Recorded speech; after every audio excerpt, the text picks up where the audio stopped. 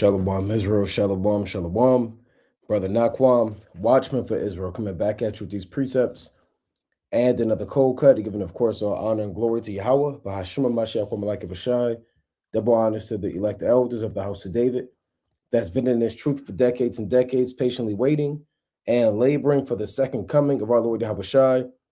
A hearty, mighty Shalom to all of the mighty men of the Most High God who are out there in the highways and byways, pushing this truth, magnifying the ministry, presenting their bodies as a living sacrifice, and enduring all things for the elect's sake. Shalom, shalom. Shalom to all of the men that may not be out there on the highways and byways as of yet, but they're working on it. They're getting built up in the spirit. They're praying, they're fasting, they're studying, they're being diligent, and they're abounding in the work of the Lord. Shalom, shalom. Shalom to all of the Aquath out there, the sincere sisters out there, zealous and diligent and on fire, moving in the spirit of our righteous foremothers. Shalom to the ancient men. Shalom to the children. Shalom to the elect of Israel scattered abroad throughout the four corners of the earth. Shabbat shalom to everybody tuning in live with another mighty, powerful Shabbat through the spirit and power of Yahweh Shemel Shai, HBK Lit, Kyoko Banyamyan, Don Israel Tamid, Brother Azariah Shalom King, EJ Powell, Yvette McKellar, Renea, Nosha Yahoo Yashar, and again, everybody else tuning in and that will tune in, Lord willing. You know what time it is. Are you watching? Right? Are you watching? Are you watching? Are you keeping watch through the spirit and power of Yahweh, Bahashima Mashak Yahushai? You know, let's go to Luke chapter 12. There's a lot happening on the earth. There's a lot that I want to get into. You see what's going on with Saudi Arabia. You see what's going on with Iran, Babylon the Great, Russia, Poland, wildfires, earthquakes, blood moons, eclipses coming. I mean, there's so much happening that, like the scriptures say, let me get this in real quick. Made me think of this through the spirit. There's so much happening. It's Ecclesiastes chapter 1 and 8. It reads, all things are full of labor. Man cannot utter it. The eye is not satisfied with seeing, nor the ear filled with hearing, because the works of Yahweh Ba'ashmem Shai are constantly in motion, and the Most High's work never stops. Like the precept in Zephaniah, the 3rd chapter, the Lord said, every morning he doth bring his judgment to light. So every single morning, every noon, every night, however you want to determine the time of the day, Yahweh Ba'ashmem Shai is putting in work. And he puts in work by means of the angels who operate the elements, who hop on the spirit or hop on man to alter their spirits or influence man to do the will of the Most High. Rather, he influences the king to go into war, or rather, the Most High puts the spirit on these angels to manipulate the elements, right? Or rather, the Most High has these spirits stirring up all types of chaos and pandemonium and foreign lands, all things, all lands, all the work of the Most High. It's all full of labor, and you really can't utter it because there's things happening that you're not even cognizant of. Even if you have went beyond local news and alternative media television, and you think that you may have the most inside scoop about what's happening in the world, there are things that the Most High is doing behind the scenes that you might not even be aware of. And it's never enough. That's why it says the eye is not satisfied with seeing, nor the ear filled with hearing. Right? Let's go to I paraphrase this very quickly. Right? I want to, and wasn't my intention to start with this through the spirit, but it's of the Lord. Right? Zephaniah chapter 3 and verse 5. The just Lord is in the midst thereof. He will not do iniquity. Every morning doth he bring his judgment to light. He faileth not, but the unjust knoweth no shame. So you might not see what's happening, but that doesn't mean things aren't happening. Just because it's not, and I say this all the time through the spirit, it's not a nuclear missile dropping, doesn't mean that the Most High is not working. Just because you don't see an earthquake that killed 10,000 people doesn't mean the Most High is not working. Just because you didn't see a major eclipse on the earth doesn't mean the Most High is not working. The Most High always, he breaks things down by little and by little. Every morning he brings judgment to light. And it's in piecemeal at times, man. Sometimes you have heavy judgment. And then sometimes the Most High, he does things in a meticulous fashion where he builds up to break down. right? Let's go to Luke chapter 12. So these are the days where, brothers, man, you got to be watching over your spirit, watching these prophecies. Keep your head on a swivel.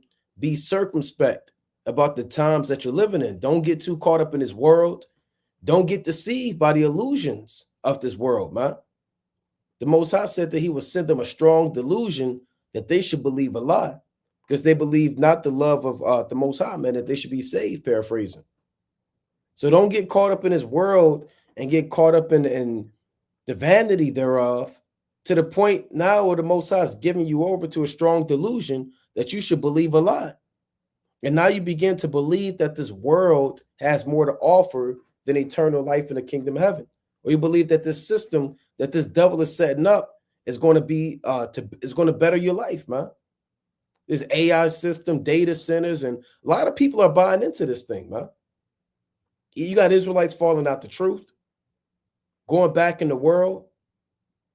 So you got to constantly, lock in and have hope that there's something better than what you're seeing. This hope is big in its truth, right? Having hope, an expectation, an earnest expectation, a desire for something better, for a kingdom. You have to constantly push yourself in that spirit to remind yourself and to remember the promises that there is something better than what you see around you. And all things that you see around you, your job, the money, all these opportunities, these things are vanity. They're there for you to use. The scriptures say that we'll be nourished from the face of the serpent for a time, times, and a time. So you're going to be nourished and you're going to be sustained here, but don't give your all here, right? Give your all to the Most High. This revelation, like Luke chapter 12 and 35.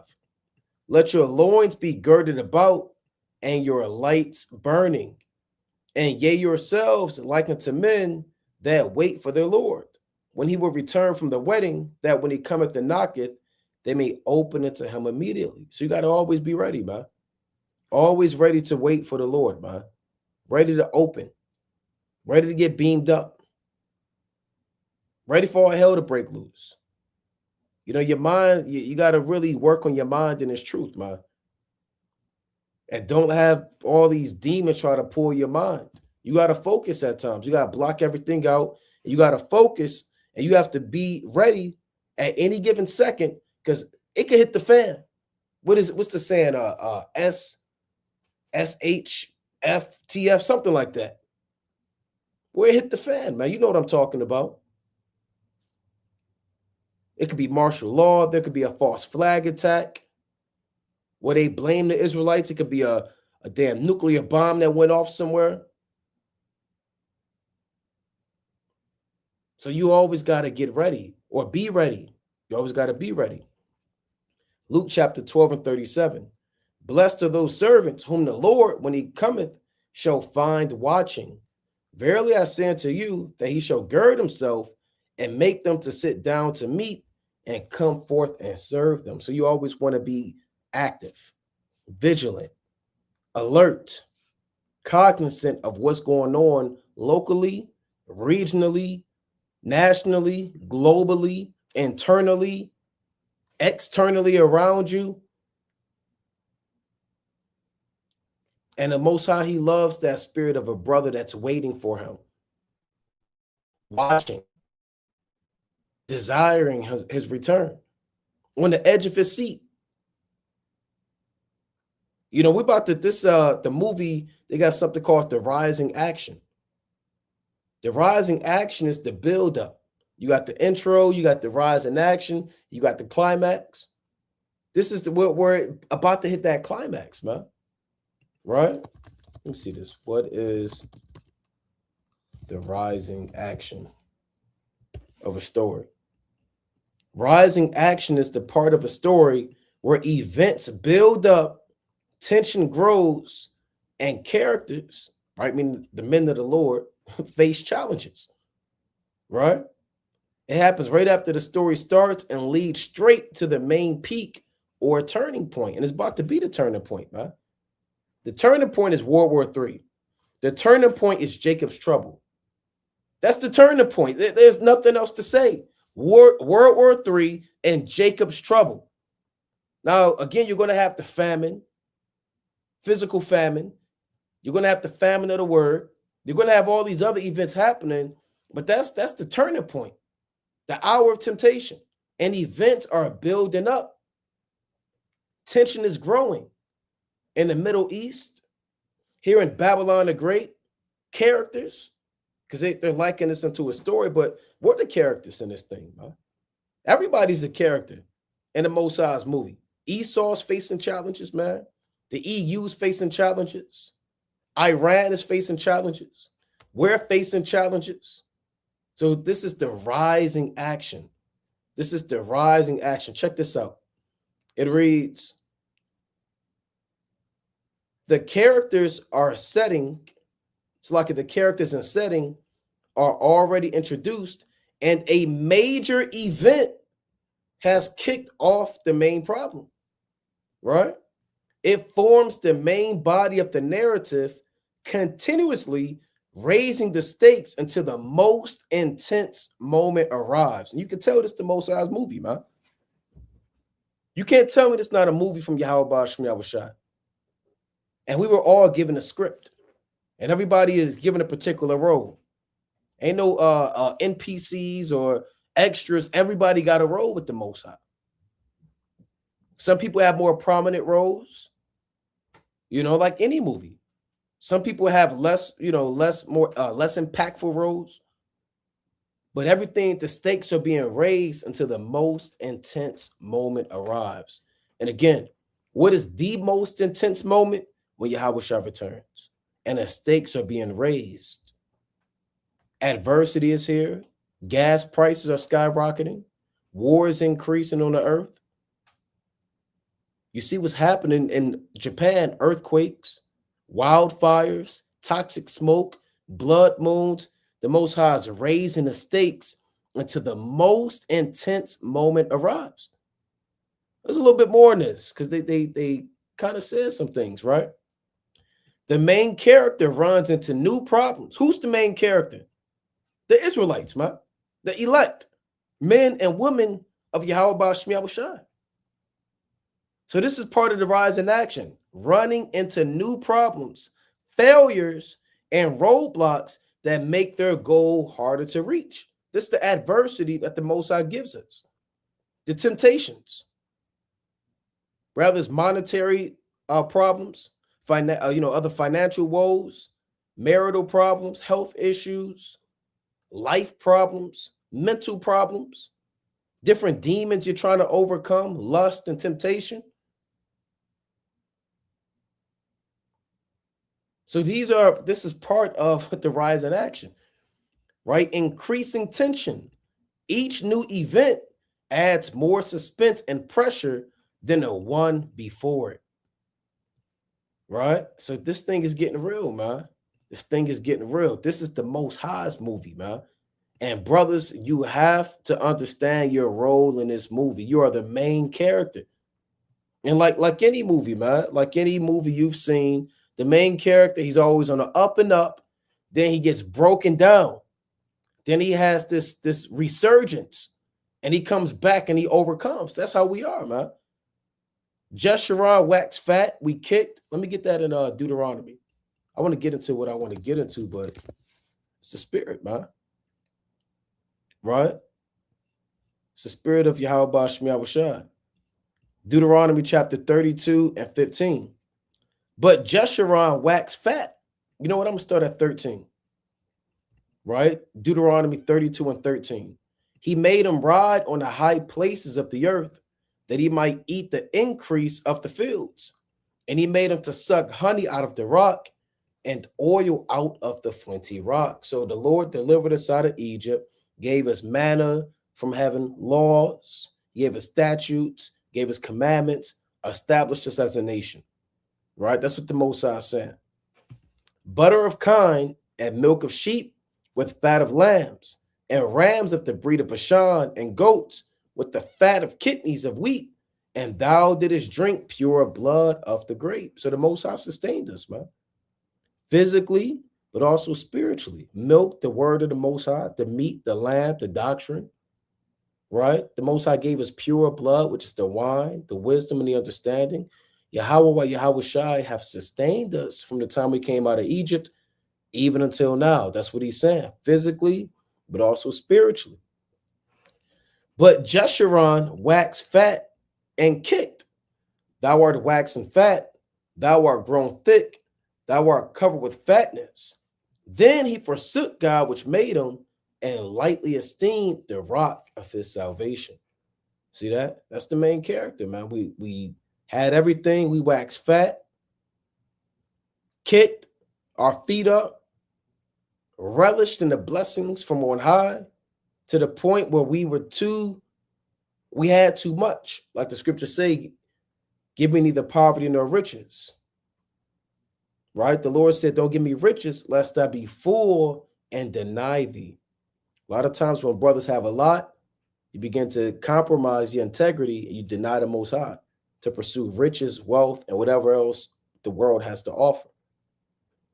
So our people, man, we said we don't need the Most High no more. So we started bowing down to other gods. We started going off. So the Lord cast us down through these curses, So that's us going through the hell and us going through the tension and the main character going through the problems. Then we're resurging right now. The Lord has given us the breath of life. We're rising up again. We're about to take the adversary down. So things are intense, man. This is the rising action. Should have titled this WFI Rise in Action. So brothers got to be ready, man. Let me go back to Luke chapter 12 and 38. Never take your foot off the gas. Never take your foot off the gas. Luke 12 and 38. And if he shall come in the second watch, or come in the third watch, and find them so, blessed are those servants. So the Most High can come at any time of this darkness. Remember, the Roman Empire divided up their watches into 4 watches. The first watch was 6 p.m. to 9 p.m. The second watch was 9 p.m. to 12 a.m. The third watch was 12 a.m. to 3 a.m. And the fourth watch was 3 a.m. to 6 a.m. These were different times where the Roman guards observed the city to ensure that it was protected from the adversaries of the Roman Empire. So there were different watches, which were different peaks during the night. And what the Most High is saying is at any time of darkness, any time of war, any time of confusion, all hell could break loose at any time. And you have to be ready. Luke 12 and 39. And when I say ready, it means you got to be in the spirit. You should be in the spirit right now. Right? There's never a time where you should just be in gross darkness. You're breaking all types of laws and commandments. You're lukewarm. And you're just going off, freaking off with the world. Now you find out all hell breaking loose. You want to try to get back in this thing. You got to already be in this thing. Luke 12 and 39. And when you play sports back in the world, man, you have to be ready to get in the game. You see these guys that sat on the bench, man? Hey, these guys that play football, the coach, he looking down the sideline, and he say, number 30, get in. Number 30, he don't have his helmet, man. He don't know where his helmet is at. Looking for his gloves. He all on the other side. His mind not right, man. You got to be ready to get in the game. That's even in the world of sports and basketball, man. You might have a guy on the court who's not doing what he's supposed to be doing. The coach, he looking on the bench. Hey, he'll say, number 3, get in, man. Number 3 taking all day to take his warm-ups off. He tripping over his damn warm-up pants and trying to put his shoes on and, right, well, where do I'm at and what's going on? No, you got to be ready, man. And the coach don't need you because you're not focused. You're not locked in.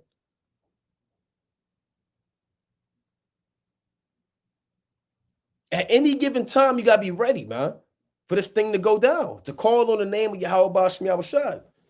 Right? Luke 12 and 39.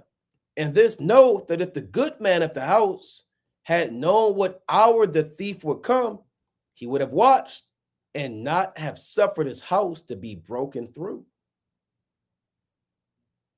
So Yahushua is returning, and you want to stay watchful to be ready to receive the Lord.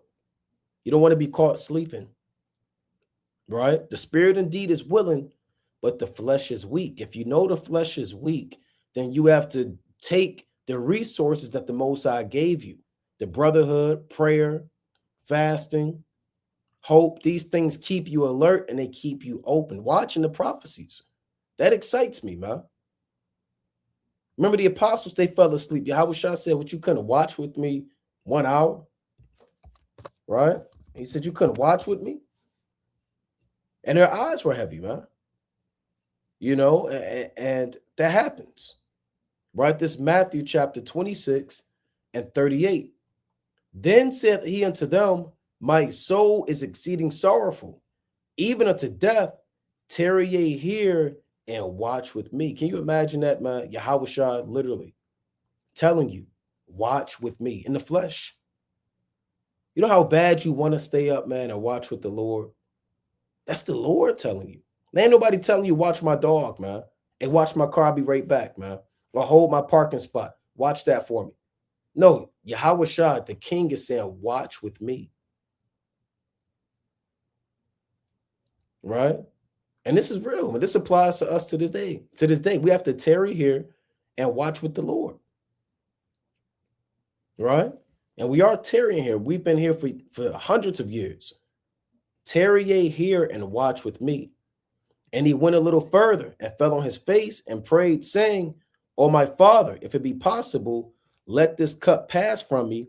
Nevertheless, not as I will, but as thou wilt. So it's all about the will of the Most High. Right? It's never what you want to do. It's always the will of the Father. And he cometh unto the disciples and findeth them asleep, and saith unto Peter, what? Could ye not watch with me 1 hour? And this is time, this that 1 hour, that short time. Yahushua wasn't literally clocking 60 minutes. But this is that hour. It represents a short time. But your brothers can't watch, man, for 1 hour. I mean, here it is. The Most High is showing you all these signs, and brothers are going to sleep. They don't know where their Bible is at, man. Drunk. Some people are drunk right now. Certain Israelites are literally drunk right now on the Shabbat.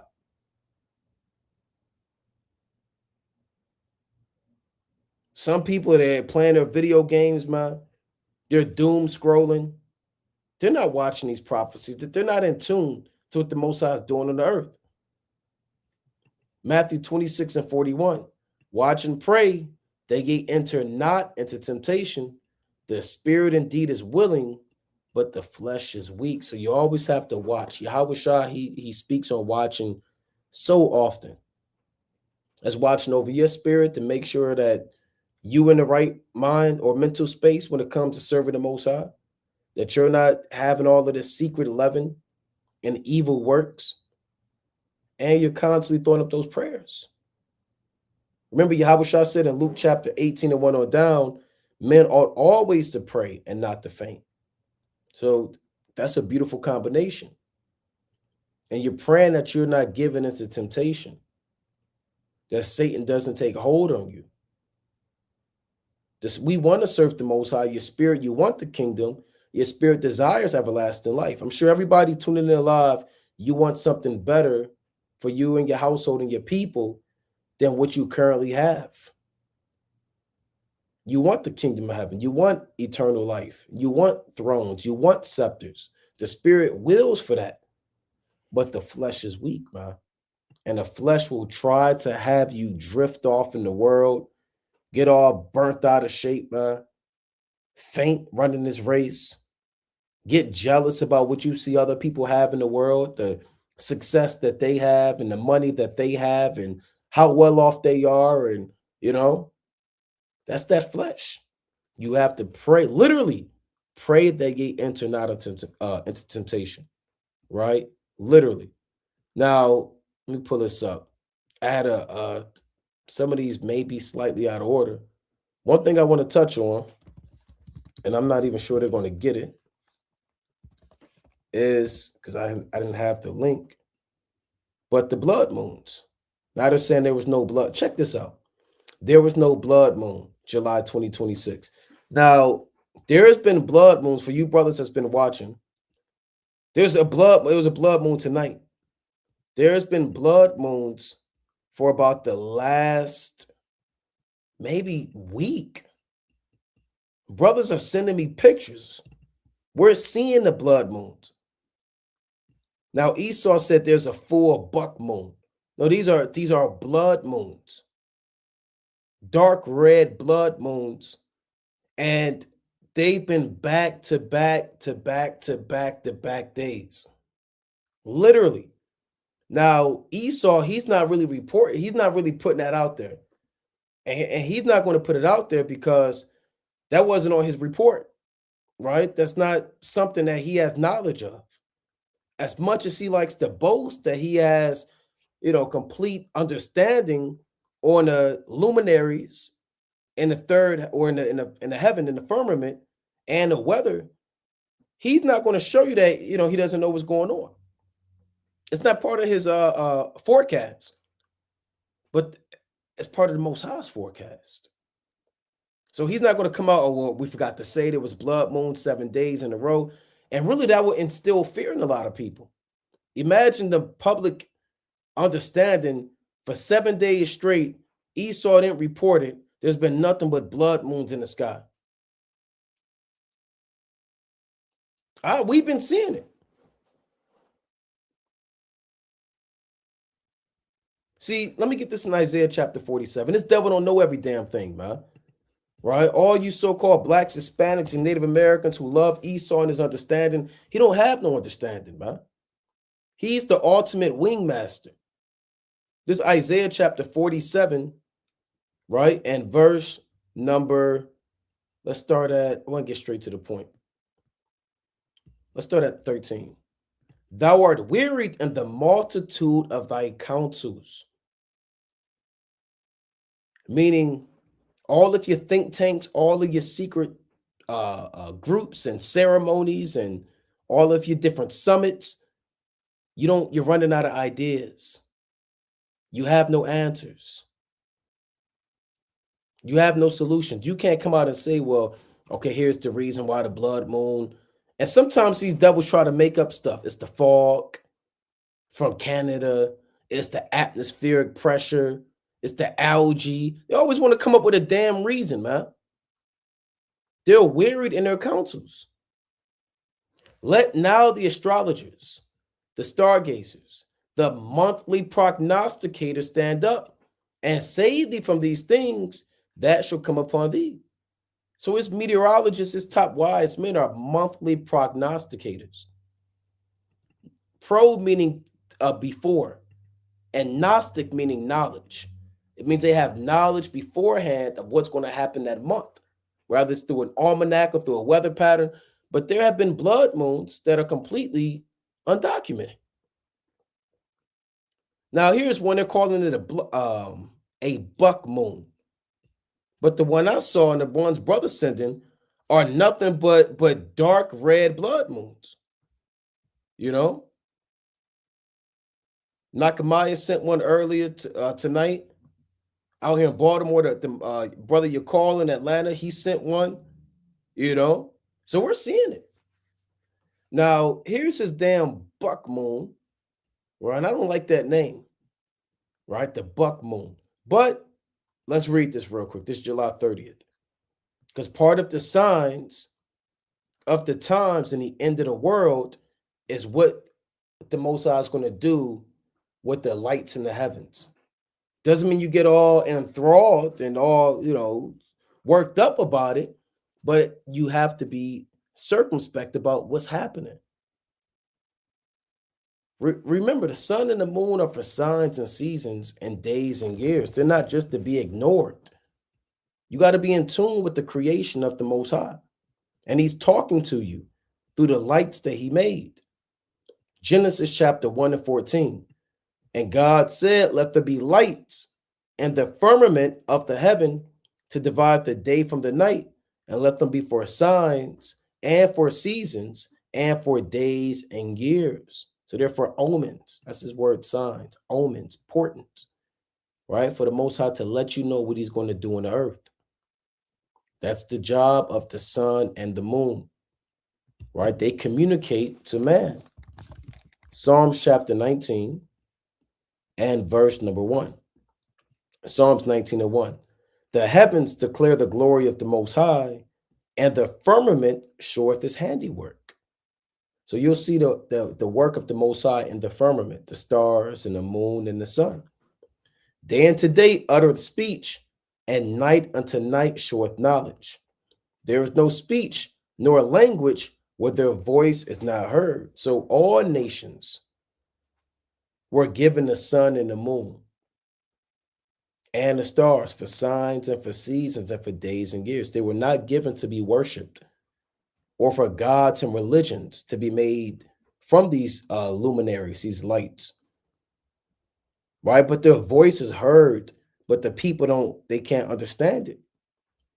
We're the only ones that understand what the sun is telling us, what the moon is telling us, what day of the month it is, when the sun goes down, when the Shabbat is coming in. Okay, a blood moon, violence is about to happen, wars on the earth. That's the sun and the moon speaking to us. Let's go to Deuteronomy 4. Deuteronomy chapter 4 and 19. And lest thou lift up thine eyes unto heaven, and when thou seest the sun and the moon and the stars, even all the hosts of heaven, shouldest be driven to worship them and serve them, which the Lord thy God hath divided unto all nations under the whole heaven. So that links back up with Psalms 19. There is no voice nor language where their words aren't heard, paraphrasing. Because the Most High divided it to all nations, because all nations are supposed to use that for crops, for appointed seasons, to understand the feast days of the Most High, etc. Not to make religions like Christianity, sun worship, and Islam, moon worship, from those lights, right? So they speak, right? Oh, this is madness. Let me see, Salakia. We go back to this, the blood moon. See, I had the blood moon pulled up. Let's see, let's pull this back up. I'm gonna read a little of this and we're gonna move on. It reads, full buck moon rises to set up a total solar eclipse. The full buck moon, the 8th full moon of 2026, rose into evening skies around the world Wednesday, July 29th. And when it first came up, it was dark red, illuminating midsummer landscapes and offering photographers a classic warm weather full moon as twilight faded. Half an orbit later, on August 12th, the next new moon will be positioned precisely between the Earth and the sun, as seen from parts of Greenland, Iceland, and Spain, causing a dramatic total solar eclipse. Let me pull up the total solar eclipse. So you're going to have a total solar eclipse August 12th on the new moon, if I'm not mistaken, right? That'll fall on the new moon, right? So you got to know what the Most High is doing, man. You got all these blood moons, you got all these chariot sightings, right? So the 6th month, August 11th at sundown to the 12th at sundown. You see that? So it's going to fall. And this is also a major sign of judgment. Look at this. These are eclipses in 2026, right? Eclipses in 2026. We had the blood moon eclipse March 3rd, then a ring of fire eclipse, and then August 12th, you have a total solar eclipse coming off of back-to-back blood moons. And about 2 weeks or so after, you have a blood moon. You brothers should be thinking about them precepts. The sun shall be turned into darkness and the moon into blood. And it's back to back, the darkness, then the blood moon, right? Let's get that. Let's get that in Joel, right? So these are exciting times, man, right? You got to understand what the Most High is doing on the earth. Now, let me get this first, then I'm going to get what Yahushua said in Luke 21. This is the book of Joel, chapter 2, and verse number 28. And this shall come to pass afterward, that I will pour out my spirit upon all flesh, and your sons and your daughters shall prophesy. Your old men shall dream dreams, your young men shall see visions. And these are the days that we're going through now. The Holy Spirit is upon all the Israelites, not just the actual ancient prophets. It's on our sons, it's on our daughters, it's on brothers, who just came into this thing. They're having dreams and visions at the end of the world, dreams of the chariots. Even some of you brothers and sisters tuning in, you've had dreams. You've had visions of the end of the world. Jacob's trouble, the chariots coming, the missiles falling, World War III, angels visiting you. That's how you also know we're in a sign. These are signs of the end of the world. Joel chapter 2 and 29. And also upon the servants and upon the handmaids of those days will I pour out my spirit. And I will show wonders in the heavens and in the earth, blood and fire and pillars of smoke. So let's see some of the wonders he's going to show in the heavens. The sun shall be turned into darkness and the moon into blood for the great and terrible day of Yahweh come. See that? And it shall come to pass that whosoever shall call on the name of Yahweh shall be delivered. For in Mount Zion and in Jerusalem shall be deliverance, as the Lord hath said, and in the remnant whom the Lord shall call. All right, so keep watch. Call on the name of Yahweh. The sun shall be turned into darkness and the moon into blood. So you have blood moons tonight. You have an eclipse coming in, and these are signs of darkness on the earth. That's what they are. So the blood moon is a sign of war and vengeance and bloodshed. And that eclipse is a sign of darkness, the Most High taking away understanding from the nations out the earth. Luke chapter 21 and 25. And there shall be signs in the sun and in the moon and in the stars and upon the earth distress of nations with perplexity, the sea and the waves roaring. Again, so the Most High keeps talking about these things. If you see an eclipse, it's not normal. You see a blood moon, it's not something you just go about your day. You see stars all moving in the firmament, that's the Most High letting you know that he is about to return very soon. Right? So you have to stay locked in with that. Stay locked in through the Spirit. Now, let me pull this up as well through the Spirit and power of Yahweh Bashmi Yahushua. For brothers that's been watching, right? If you've been keeping tune, Babylon the Great, and I believe I covered this before. If not, I'll just touch on it again. They signed, and I'm actually played a clip. They signed a deal with Amalek, where now the military, supply chain, and other American infrastructure is given over to the hands of Amalek. Right? So that you have a military merger. America munitions, intel, and service members are now, quote unquote, Israeli property. So it's going to be hell on the Israelites with these Amalekites taking over the military, man. It's going to be hell. Because them Amalekites, man, they're going to treat the Israelites like them Palestinians out there. That's what the Bible says. They're going to be like madmen, sparing none. They're going to be like madmen because look how they deal with them. There's accounts of them just doing head hunting, head shots on them Palestinian children. And if brothers have been watching, you also understand that anybody that's anti-Christian, anti-MAGA, right, anti-American are now the number one threat to America,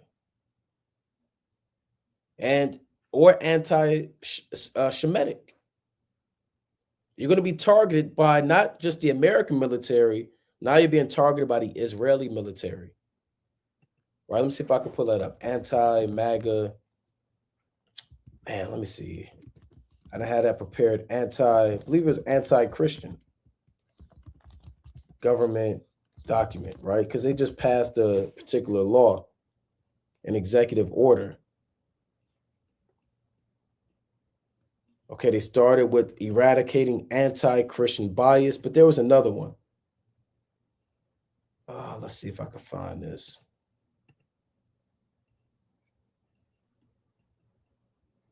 Task Force publishes report on eradicating anti-Christian bias. When I think anti-Christian, I'm thinking of the Israelites. Now they can say, well, it's not the Israelites, it's this left-wing group or it's this organization. Nobody's more anti-Christian than the Israelites, man. Look at this. No American should live in fear that the federal government will punish them for their faith, said Acting Attorney General Todd Blanche, chair of the task force to eradicate anti-Christian bias.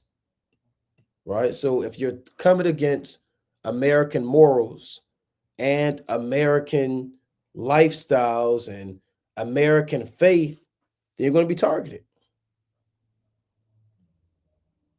You're going to be targeted. And you're already on the watch list. You brothers that go to camp, you're already on the watch list. You sisters, you got the damn accounts on Instagram, Facebook, X about you being an Israelite. You're already targeted.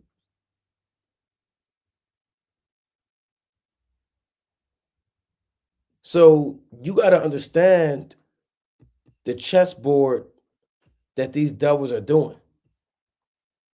Right? You got to understand the chessboard that these devils are doing and what they're playing on. What they're saying is, as they mold the American military with the Israeli military, everybody who's an anti-Shemitic individual automatically is public enemy number one. Automatically. So our time is short, man. The Bible says that we're going to be hated of all nations.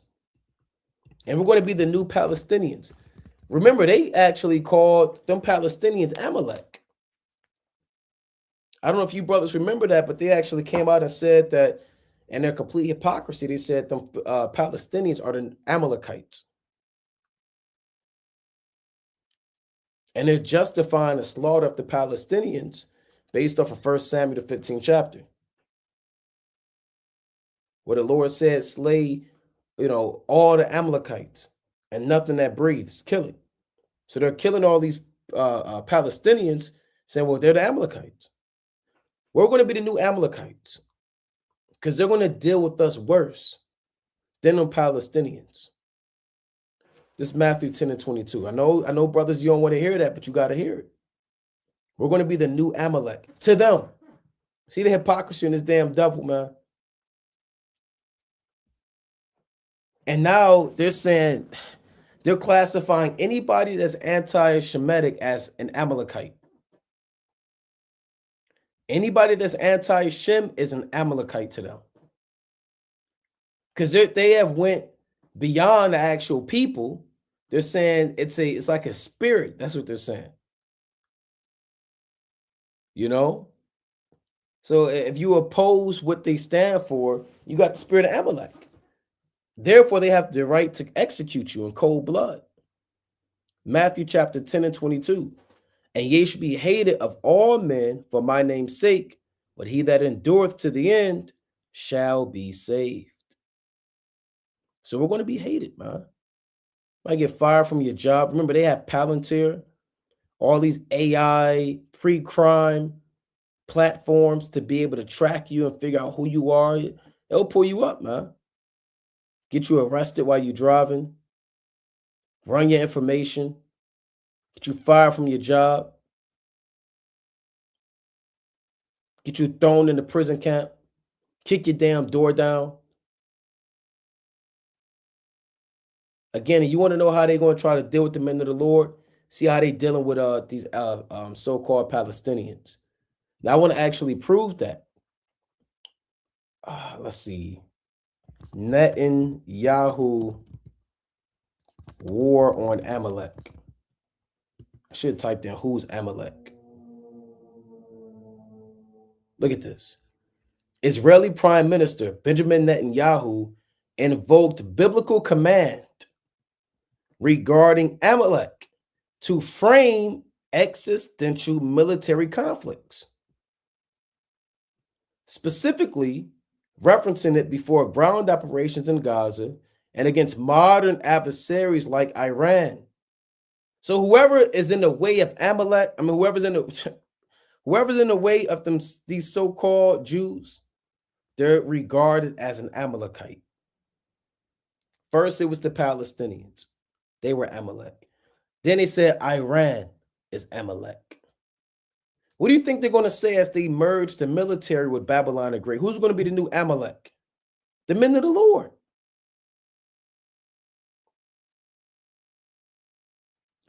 This rhetoric became a focal point of intense international controversy and legal scrutiny.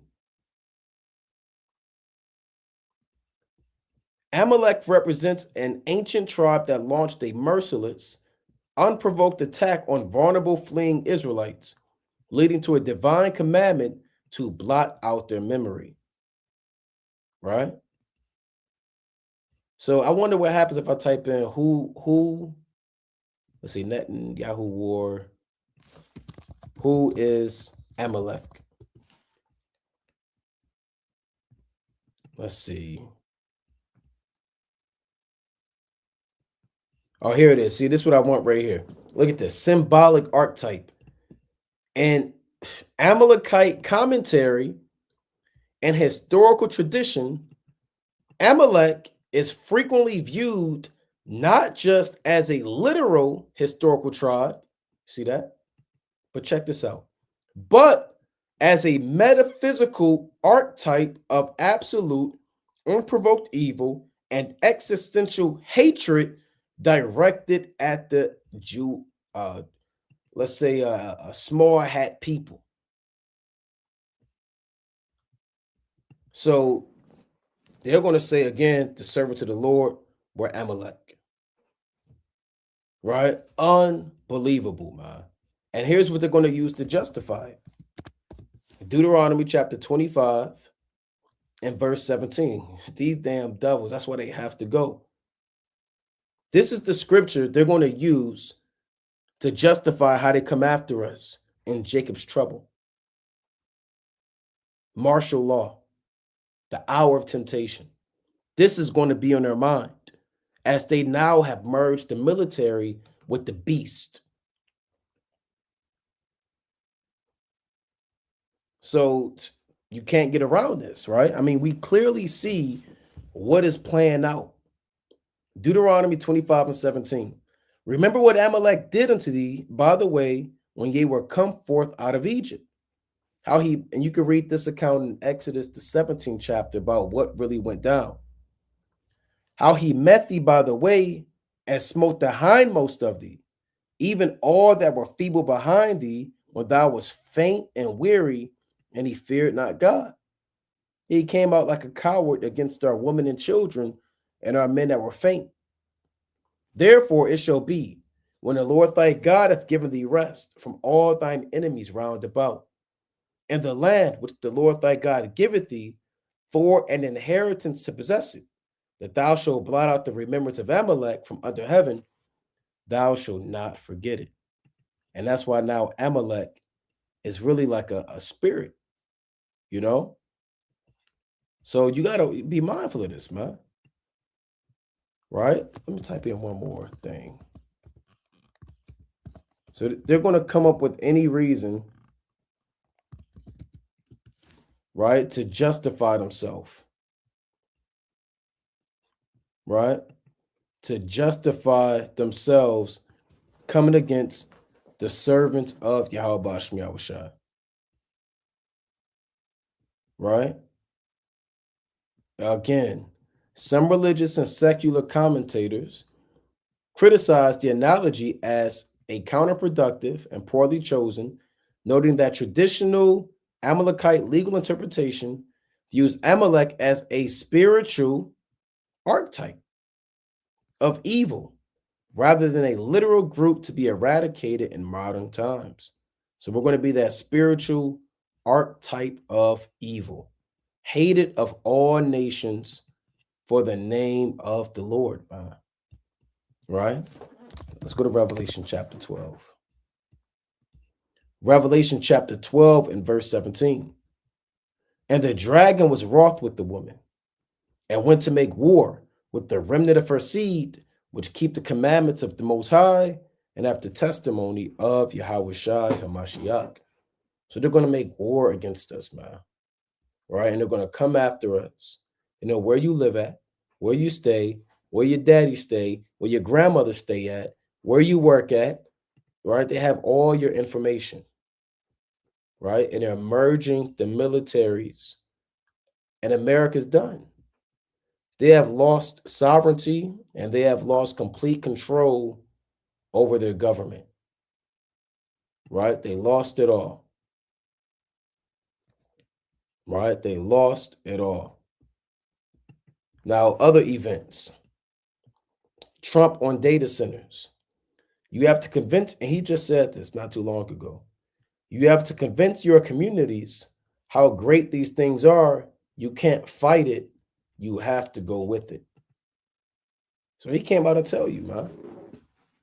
Everybody was waiting to see what he would say because people are losing their mind about these data centers. Now they're calling them military units or military infrastructure. And he's telling them, hey, you got to get down and lay down, man. All that protesting, all that riots. Hey, look, I ain't with that. And you could tell that this guy, man, he's not, there's no MAGA hat. Where's his MAGA hat? That was like a facade. Where's all his old white man rhetoric again? You don't really hear this guy talking about making America great again. He's in an abysmal state, being controlled by the small hats. This guy's not talking that old make America golden age and make America great again and, you know, the good old days. You don't really hear that no more from this guy, man. As if something changed, you know? And he's and they told this guy, man, look, enough with that. You did that job as an actor. You bought yourself in there. Now here's what we really need you to do. And he's the biggest puppet for the so-called Jew, right? He is the biggest puppet for the so-called Jew, right? Let me get this in Proverbs 30. There's been no president like this guy who has allowed another entity, another foreign nation to come in and take complete control over the American way of life, man. The supply chain, the military, you know. This is Proverbs chapter 30 and 15. The horse leech hath two daughters, crying, give, give. There are three things that are never satisfied, yea, four things say not, it is enough. So these are things that constantly consume and consume and consume. And a horse leech is one of the creatures, like the Amalekites. They suck up blood, resources, lands, people. They're talking about these data centers, man. They're going to take up all the damn fresh water. They say the temperature is increasing exponentially in the surrounding area. The people can't sleep. They're getting nightmares. They're seeing demons. These are what people are saying that live near these things. So when you think about the true Amalekites, they're like the horse leech. And they go and they're a parasite. And they go from host to host. They go from country to country. They go from this country. They suck up all their money through usury, exploitation. They promote pornography, lewdness, wickedness. They get kicked out. Then they go to the next country. They do the same thing, right? Through money lending, through extortion, usury. They take control over the politicians, the government, the military. Only thing about those countries is they eventually wake up and they kick Amalek out.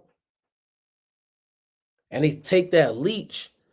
You know, it takes some strength to get a leech off of you, man. You can't just flick it off. You got to want to get that thing off. And this is Amalekites or Amalek, though. He's the modern day parasite that sucks up blood until this man is damn destroyed. And that's what he's going to do to America, right? He's going to use up America as the biggest host. Like if you was a tick and you landed on some damn huge bison, that's your kingdom. You're going to be eating for days. You want the fattest, healthiest, most vibrant creature, if you're a tick, to attach on. And they found their cash cow, man. They found their cash cow. They leached onto America. They got their foot in through the Federal Reserve. They own the financial system. After they took over the financial system, they had plans since the early 1900s to take over the government.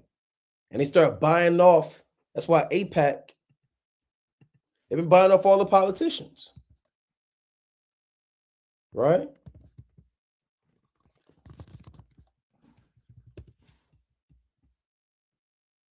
And they've been getting bought off by Amalek, or these Amalekites. AIPAC is the American Israel Public Affairs Committee, a prominent United States lobbying group that advocates for a strong political and military alliance between the United States and Israel. Founded in 1954. So they have a timeline. They were strategic. They say, we're going to come in, we're going to take down the financial system, the Federal Reserve. 1954, we're going to take down their government. We're going to infiltrate their government. We're going to buy off these politicians. We're going to invite them to lewd islands. We're going to do lewd things. We're going to record it, blackmail them, and extort them so they can push our agenda to the American public. And they've been doing that since 1954. See, the Bible speaks about extortion, man. Right? Let me get this in 1 Corinthians chapter 6. Right? The Lord said extortioners shall not inherit the kingdom. It reads 1 Corinthians chapter 6 and 9. Know ye not that the unrighteous shall not inherit the kingdom of God? Be not deceived, neither fornicators. Now, hold on. Esau's a fornicator pursuing the Hebrews 12 and 16. The Most High said, lest there be any fornicator or profane person as Esau. So if Esau's called for this, you brothers, you could take this to camp. If Esau's called a fornicator in Hebrews 12 and 16, and 1 Corinthians 6 and 9 say he can't inherit the kingdom, that means Esau can't make it. Anybody trying to save an Edomite, you can link up 1 Corinthians 6 and 9, Hebrews 12 and 16. But let's finish this, right? It says, neither fornicators, nor idolaters, nor adulterers, nor effeminate, nor abusers of themselves with mankind, nor thieves, nor covetous, nor drunkards, nor revilers, nor extortioners shall inherit the kingdom of God. Right? And they are clearly extortioners. Right? Here's the word in the Greek. Harpax, rapacious, ravenous, an extortioner, a robber. Let's go back to this. They done robbed and stole. Then they took over the government, right? Then they said, you know what? Now we need the military. Now we need the military. The scriptures speak about the two horns of a lamb. But he spake as a dragon. So not a lamb, the two horns like a lamb and the beast are being controlled by Amalek. Let me get that real quick. Right? This Revelation chapter 13 and verse 11. And I beheld another beast coming up out of the earth, and he had two horns like a lamb, and he spake as a dragon. So now who has control over those two horns? Their military, their religion, their politics. Who has control over all of that? Over the strength of America now? Amalek. Because when you look at a ram, that's what it's really alluding to, a ram, and its two horns, that's his strength, that's his power. So now the power of America is being controlled by a foreign entity. A foreign entity. Let me look this up. Can a parasite influence behavior? Look at this. Yay, yes. Parasites can change your behavior, often by targeting the brain, altering body chemicals, and causing swelling to help the parasite survive and spread. So they get all in your mind, right? That's why I'm gonna play this clip. I believe I played this before, but I'm gonna play it again just for sake of time and wisdom. Right, let's play this. Let me see this through the spirit and power of Yahweh Shem Yahushua. I played it, I believe, like 2 weeks ago, but I'm gonna play it again for brothers that missed it. You might have seen news recently that the United States is ending military aid to Israel in an effort backed by both Republicans and Israeli Prime Minister Benjamin Netanyahu himself. That might sound like the US pulling back from its relationship with Israel, but it's not. This is a smokescreen. Take a look at this national defense bill that Congress is trying to use to actually push the United States military and Israel closer together than ever before. Just 5 pages buried in this 500-page defense bill is a section titled United States-Israel Defense Technology Cooperation Initiative. Who's going to read 500 pages?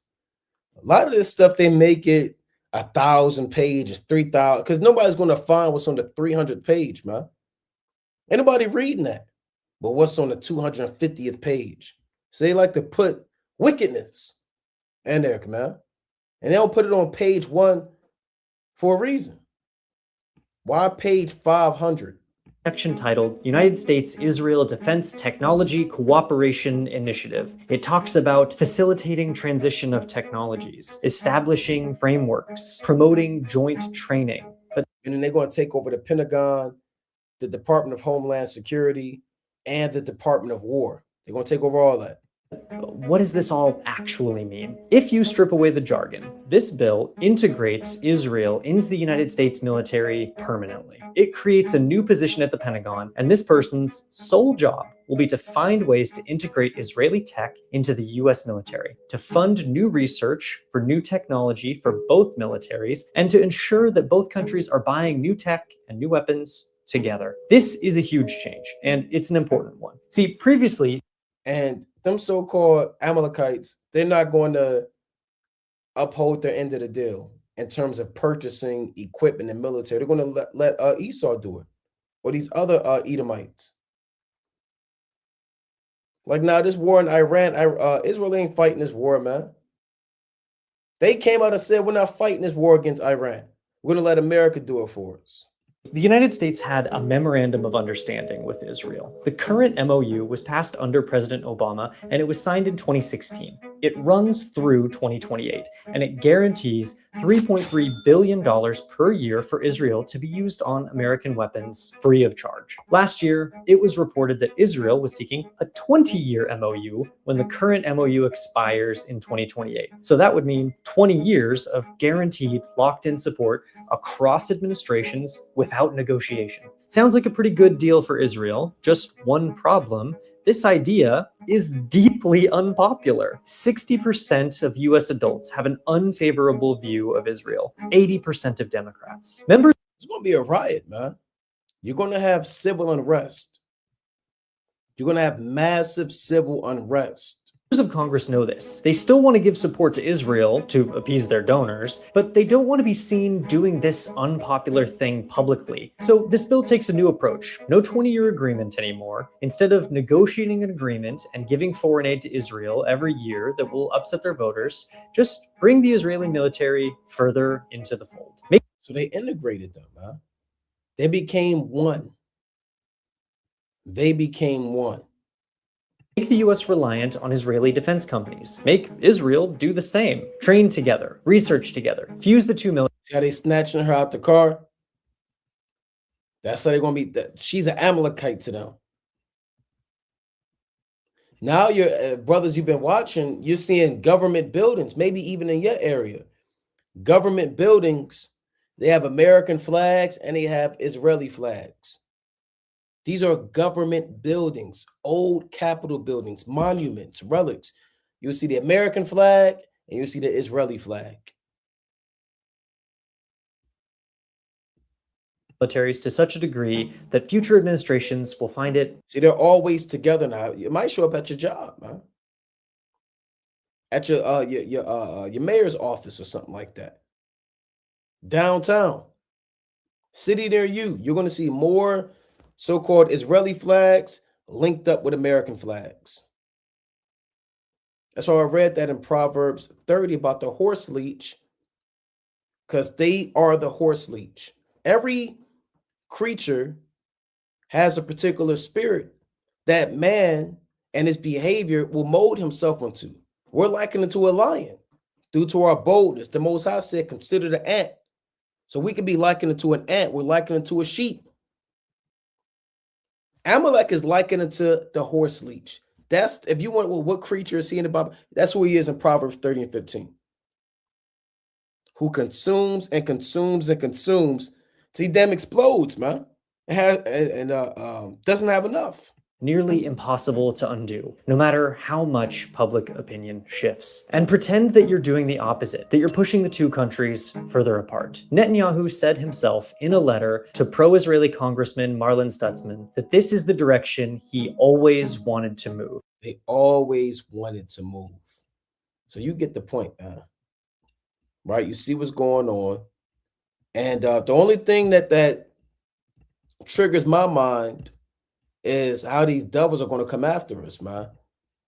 And these two horns like a lamb and speaking as a dragon, they're going to be breathing out fire against the servants of the Lord, man. See, you might have dealt with the police or the military and, you know, some of these Americans, these Edomites, they're a joke, you know. And you can record a damn Edomite police officer, man. He might be playing basketball in the hood and, you know, you could damn juke him while you're running. He falling down and he's an embarrassment.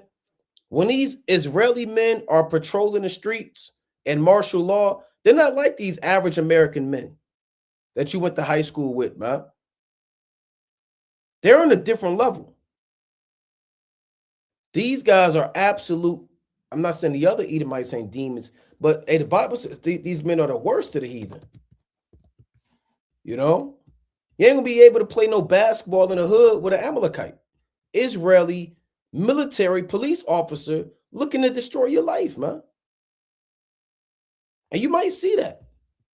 You're gonna see them patches. It's gonna be the Star of David on there. It's gonna be blue, then it might be red, white, and blue. Ezekiel 7:24. Wherefore I will bring the worst of the heathen, and they shall possess their houses.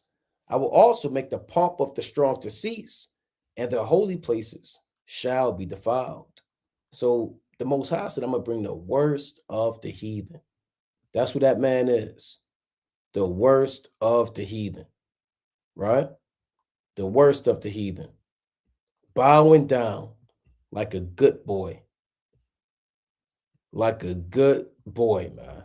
America's done, right? America's through. It's finished. And there's no hope. Moving on. Now, when Trump came out and said that the data centers are what they are, where is that at?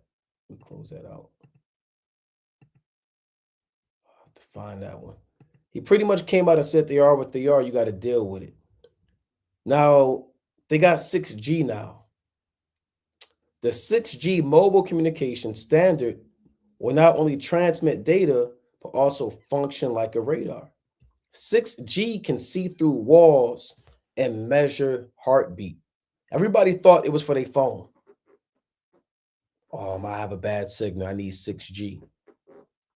See, and these devils, man, what they do, this stuff will damn kill you, man. Let me say that this stuff will kill you.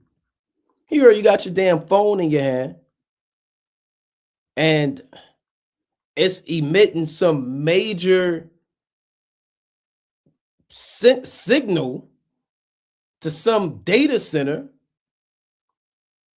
50 miles from you, and Esau is able to see your whole body, man. This is a high-level witchcraft. They're measuring your heartbeat. They're seeing through walls. They got the data centers to help back this thing up. This place is turning into a damn digital prison. That's where you got people. There's a lot of people actually going back to flip phones. You know, a lot of people are taking out their wireless headphones or getting back to the plug-in headphones. See, a lot of people are having buyer's remorse, man. They thought that this AI, 5G, everything wireless, Bluetooth was good for them, but people are beginning to wake up and see that this stuff is killing them, man. They can't think the same. They got brain fog. I put a damn, I was on a plantation. I put one of them things in my ear. That thing started speaking Japanese, man, and screeching them. I took it out and almost stepped on it. So a lot of people, they're starting to they're trying to go back, but it's too late, man. They're trying to buy DVDs all over again and VHS systems and plug in speakers, and you know, they're trying to go back, but it's too late. These devils already convinced you to go that route, man, and you can't go back. Now you're being adversely affected by this 6G, right? This Nahum chapter 3. And if you watch a lot of so-called these Amalekites, a lot of them have flip phones. A lot of them actually have flip phones. They're not walking around with the new Galaxy or the iPhone 17, unless there's some like Americanized Amalekite. Let me get Revelation. Let me get that one first. Let's go to Revelation 18-23. Can you imagine that? Right? You sit down on your phone and it's like somebody damn watching you. I don't even know how it works. They can see through walls. This is a high-level witchcraft. Like I said, I don't know how that works. If they have like some type of damn, they could tap into your 6G phone through the data center, and now they kind of watching you move. I don't know. I'm not a warlock. Well, brother, how does it work? I can't tell you, man. All I know, it's off, and it's a sign of the times, right? Everything's becoming more and more fashion to enslave you and to monitor you and to track you. I got a precept I'm going to get after this. This is Revelation 18-23. Revelation 18-23.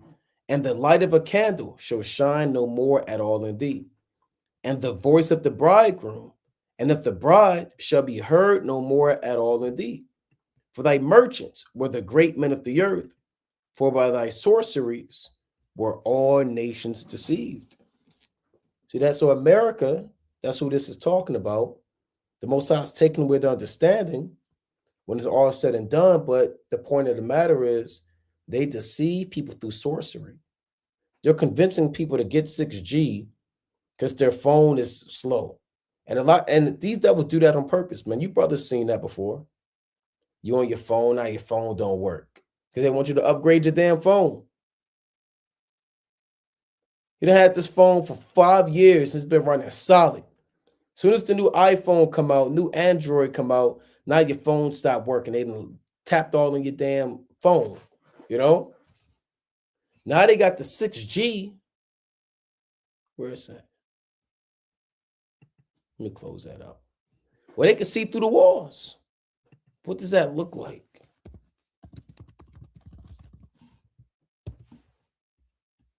Now they saying they can't, right? I don't believe it. So I guess this would it look like. Because they've been doing this with Wi-Fi. I heard about that. Look at this. Some Edomite, damn, in the Pentagon, some Amalekite with a small hat, some child molester, taps in his device to the data center closest to you, to the damn satellite, to watch you and measure your heartbeat, man. Oh, this guy's healthy. This Negro has healthy organs, healthy heartbeat. So this is some him trying to be the Most High kind of stuff. Trying to be an angel. These are like his angels.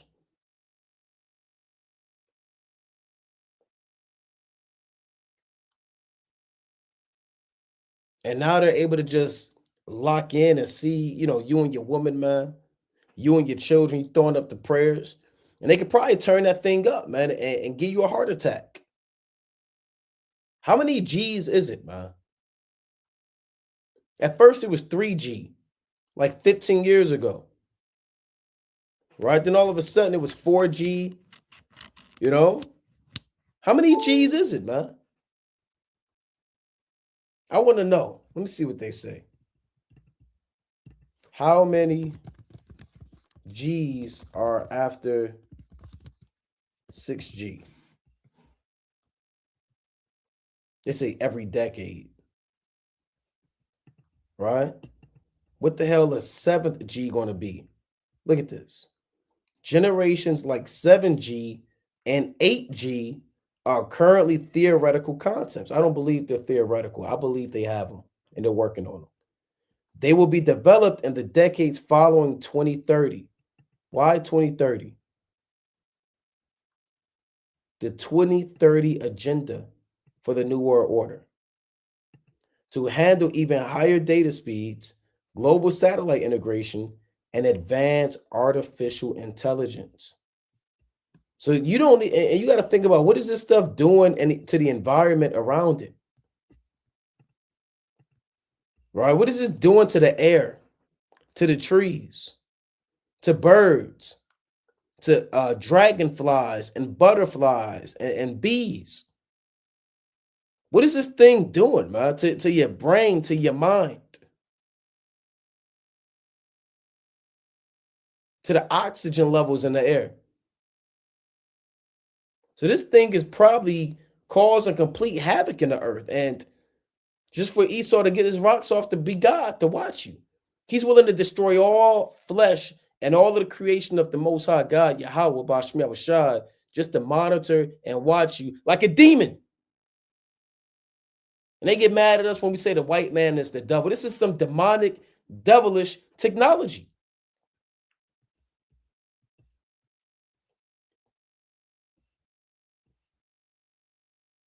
Right? And they're not telling you everything it can do. This is just some of what it can do. What else can it do? Esau ain't going to show his hand. Let me get this in Ezekiel chapter 28. He's not going to show his whole hand, man. He know people know about it, so he's going to kind of tell you a little bit about it. He ain't going to tell you the whole thing. This is Ezekiel chapter 28 and verse 2. Son of man, say into the print, and I don't want no 6G phone, man. Well, brother, what about the iPhone 20? It can finally do. Hey, I don't give a damn. You know? Now we protected by the Most High anyway, but still, man. This stuff probably damn destroys you. Let me look up one more thing. I know I'm looking up a lot. Side effects of 6G. Let me see something real quick. Potential. Look at this. That shit, I mean, that stuff probably heat your damn body up, man. Look at this. Potential side effects and risk of 6G technology include thermal tissue heating from high frequency terahertz radiation. They want to kill you, man. They want to watch you, see if you got a good heartbeat. If you're too healthy, because you know they want massive depopulation, they'll probably flag this video too, man. At this point, we don't give a damn. Probably put another strike on the channel. Once we really start getting into it, they start getting in their damn getting their feelings, man. But look, you might have a healthy heartbeat, right? You know, we know their massive goal is depopulation. Per the Georgia Guidestones, the Illuministic New World Order, they would like to reduce the global population to just under 500 million. People that have healthy heartbeats, probably turn that 6G technology up, heat up the tissues in your heart. You have a damn heart attacks, man. Heart problems, you probably die off 20 years before the time. Heat up your tissue in your damn intestines. Put spirits on you.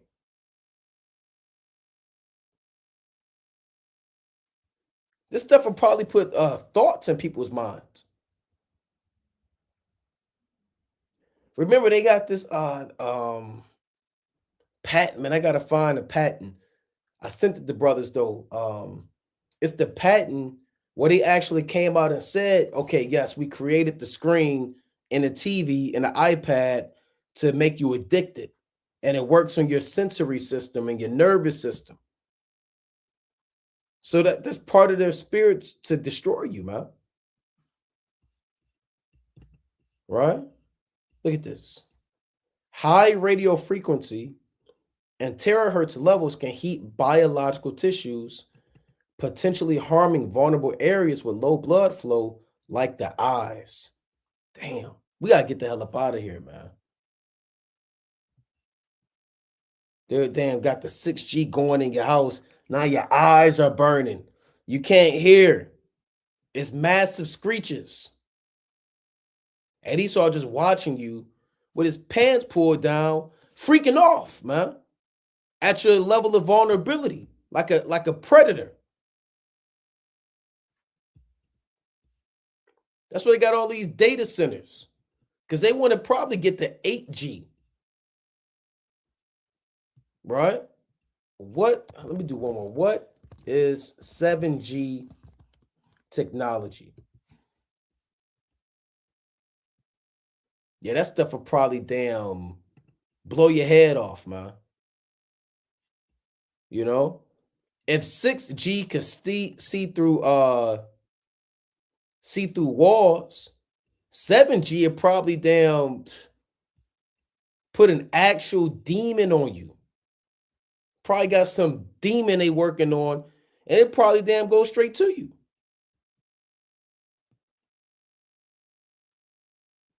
Right? They call this what is that?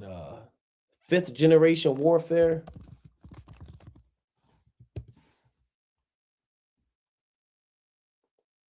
Look at this.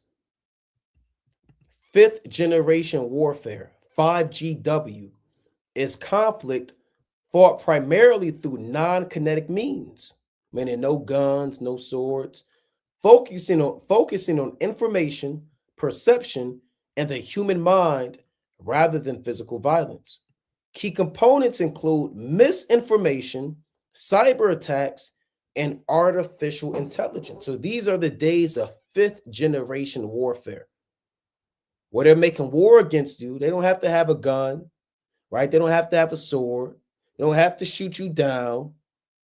They got 6G technology, which is 5th generation warfare, through AI data centers to kill the human civilization. Let's go back to Ezekiel chapter 28. All right, let's go back to this. So we on to you, devils, man.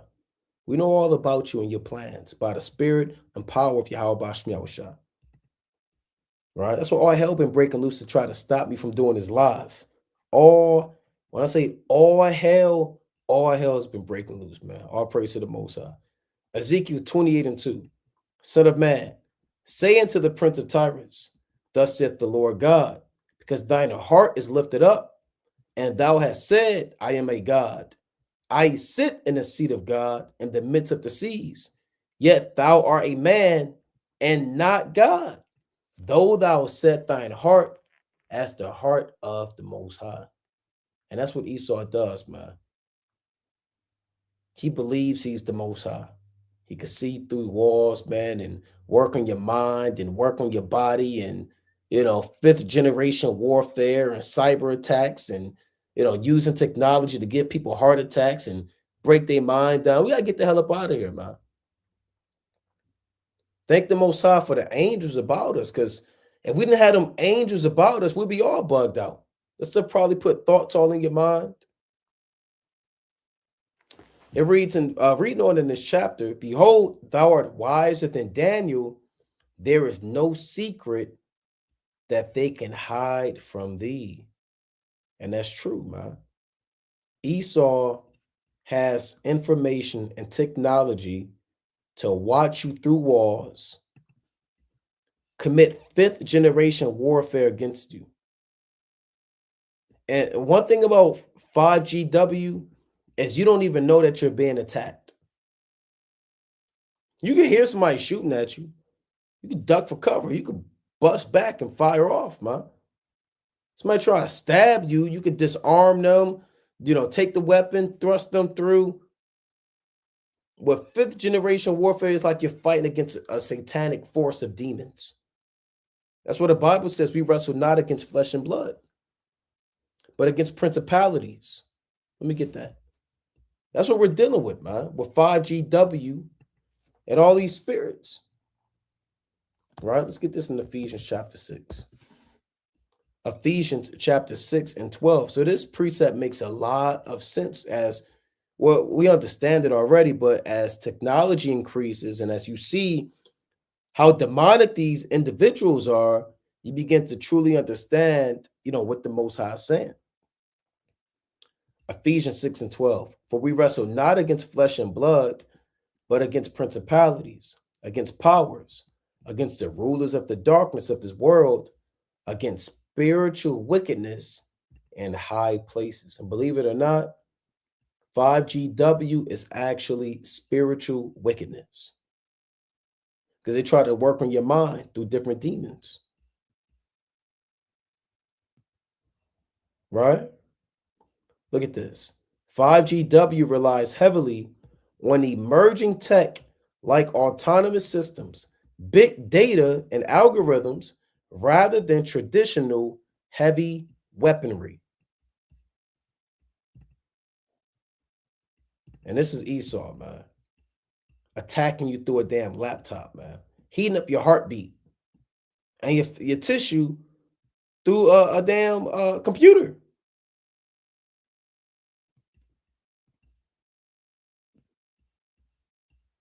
It went from just moving drones like a computer, a video game controller, to now they can sit down behind a laptop.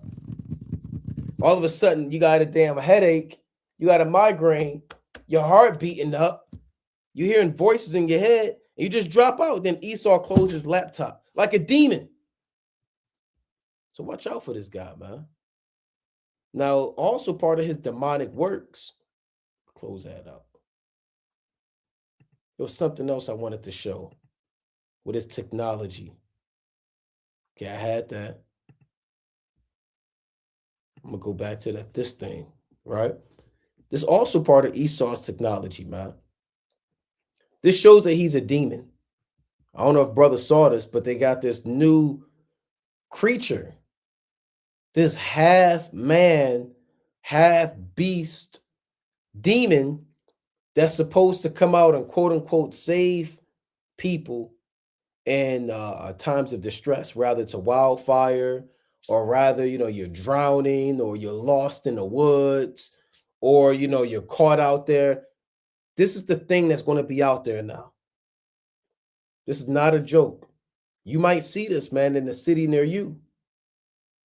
Get lost in the woods, man, or get caught out in a house fire, or this thing is created to save you, which I don't believe is going to save you, man. I think this thing, I could be wrong now. The designer, the engineer could say, well, no, brothers and WFI, y'all are going off. No, this thing can save you. I believe this thing is coming to finish the job off. California startup Satras unveils a 2-meter tall Centaur robot designed to enter disaster zones too dangerous for humans. So this is the new thing. No more firemen coming to save you. They got the smoke and, I've been looking for you, and they pick you up on their shoulder. This is the thing that Esau wants to save you. You run away from that 6G technology, man. You break through your 15-minute city. You cross enemy lines, man. You run past your data center, and all you hear is, and you look behind you, it's this thing coming at you, man, to save you. So we got to get the hell up out of here, man. Right? We have to get the hell out of here. This is the real deal. I had another one. Is this it? Let me pull it. Hold on. Where's this thing at, man? I had another. Boy, let me go back. Where's this thing at, man? Here it is. U.S. company Satras. And I believe a satire is a demon. Let me see if I can find that. I'm going to go back to that. That's a demon. A satyr is a mythological creature from ancient Greek stories known as male nature spirit. So it's a demon that is half man and half goat. They love wine, music, dancing, and wild parties. They were loyal companions of Dionysus, the god of wine and parties. Right? And you read about Dionysus in 2 Maccabees, the 6th chapter. He was the so-called power. Let me actually read it. He was a so-called god or power that we were forced to bow down and worship to. Right? So this is a demonic society that we live in, man. I just want to get this on Bacchus, because that thing is actually really is a demonic creation. I don't care what they say, it's here to save you and go into disaster zones. It has a chainsaw in his hand. The thing is probably indestructible. 2 Maccabees chapter 6 and 7. And in the day of the king's birth, every month, they were brought by bitter constraint to eat of the sacrifices. And when the feast of Bacchus was kept, the Jews were compelled to go in procession to Bacchus carrying ivy or jewelry. So the feast of Bacchus, aka the feast of Dionysus. Now, where is it at?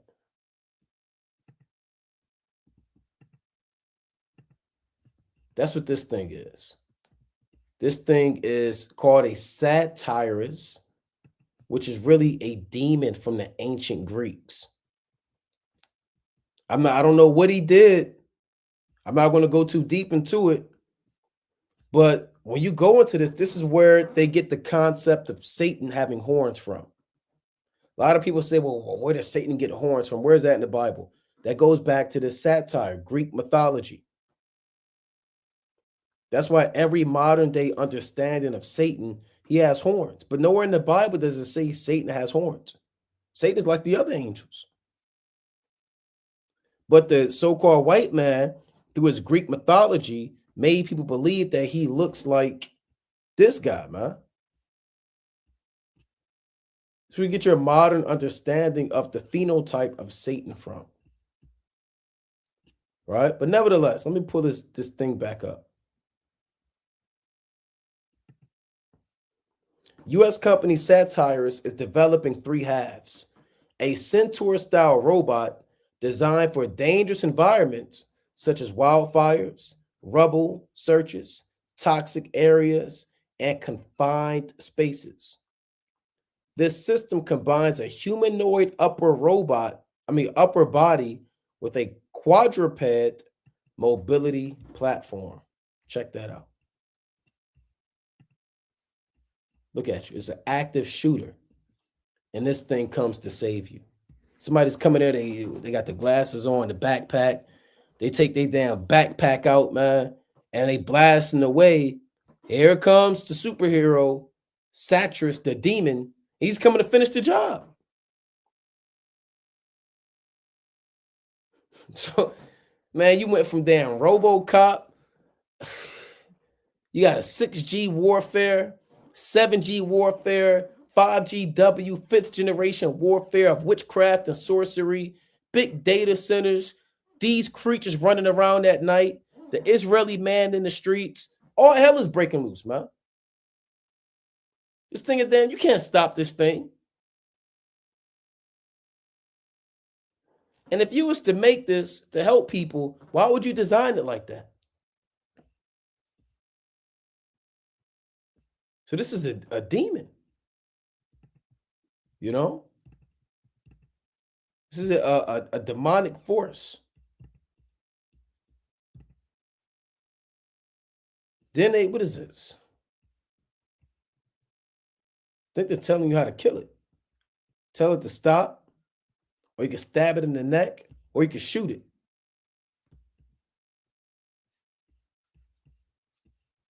Right? So you gotta watch out for this thing, man. Coming to a city near you. Let's go to Isaiah 19 chapter. Spiritual wickedness in high places, man. Right? Spiritual wickedness in high places. Right? That's these devils, man. It's the world that we living in. Witchcraft, sorcery, demonic robots, AI, data centers. Isaiah chapter 19 and verse number 3. And the spirit of Egypt shall fail in the midst thereof, and I will destroy the counsel thereof, and they shall seek to the idols and to the charmers and to them that have familiar spirits and to the wizards. And they have actual wizards in America, actual men that deal with demons, actual people that would conjure up this type of demon. That they actually made a demon, but they turned it into a robot. That's all this is.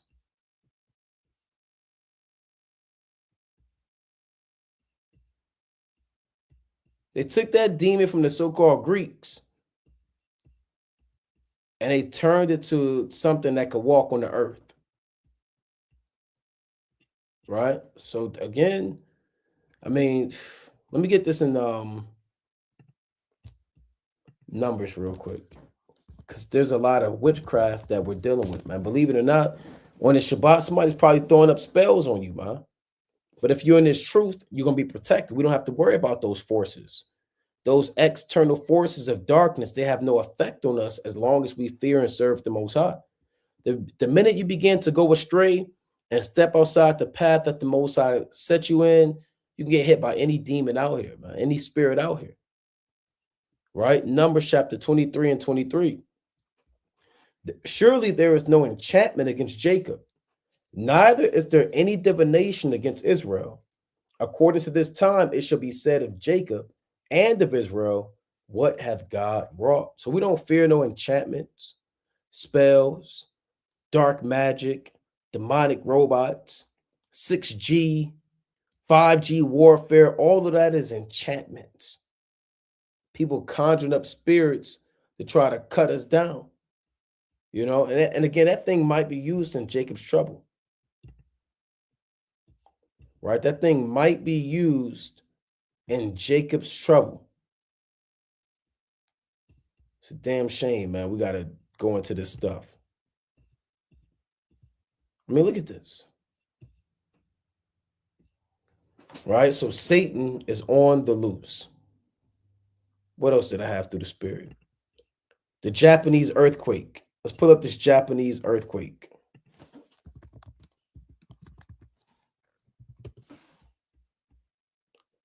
Death toll from southwestern Japan quake climbs to 34.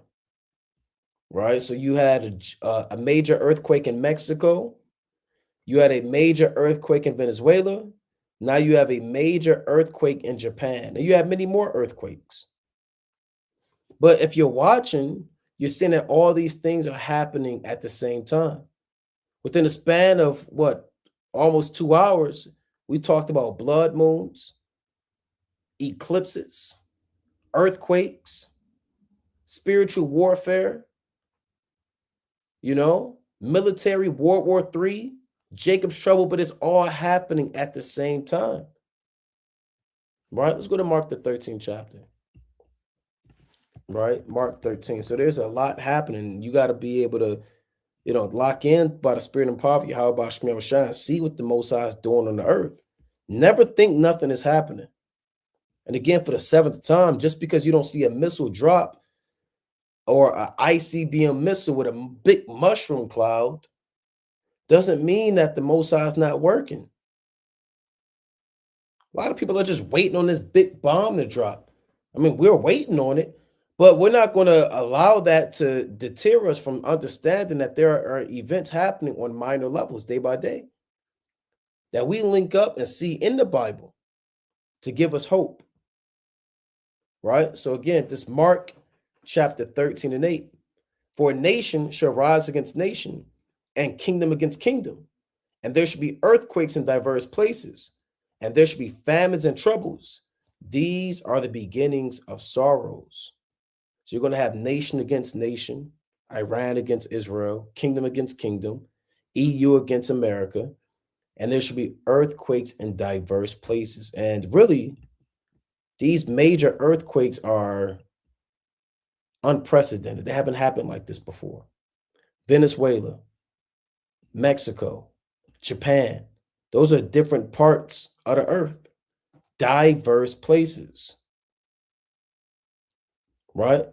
Let's get Revelation chapter 16 or Revelation 11. We'll get this about the earthquake. When we see these earthquakes, if it's really a foreshadowing of the destruction that's going to come by means of the ICBM missiles.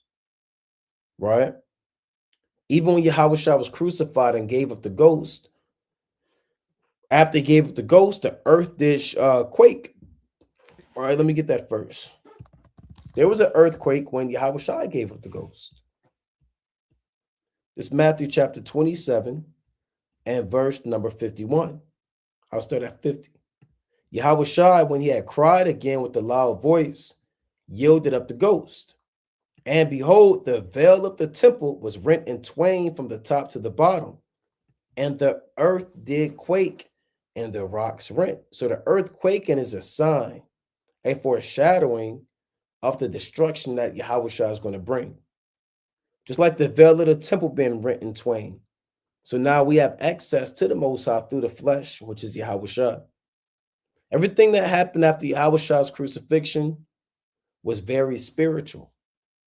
Even this earthquake. Because when you go to Revelation 11 chapter, the Lord speaks about that, right? The great earthquake.